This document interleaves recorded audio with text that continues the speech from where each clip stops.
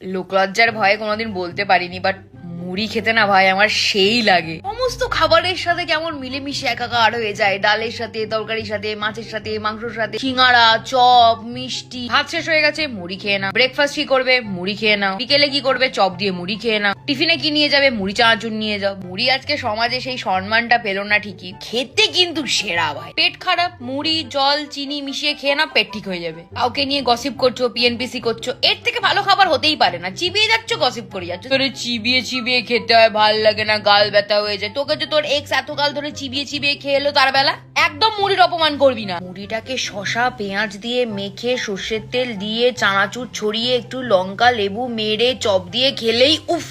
মুড়ি মানেই একটা লং টার্ম রিলেশনশিপ। হাতে নিয়ে মুখের মধ্যে দিয়ে জিভের সঙ্গে সেটা আস্তে আস্তে নরম হয়ে জিভের মধ্যে লেগে আবার দাঁতের মধ্যে জড়িয়ে মুখের মধ্যে ব্লাস্ট করিয়ে আস্তে আস্তে গলা দিয়ে নিচে নামবে। মুড়ির সঙ্গে দুটো বাতাসা দিয়ে দাও, তাও মানুষ খেয়ে নেবে। আমাদের এই টক্সিক সমাজ মুড়িটাকেও ছাড়লো না, মুড়িটাকেও একটা জায়গা দিল না। নাহলে এই মুড়ির না আজকে একটা ন্যাশনাল অ্যাওয়ার্ড পাওয়ার কথা।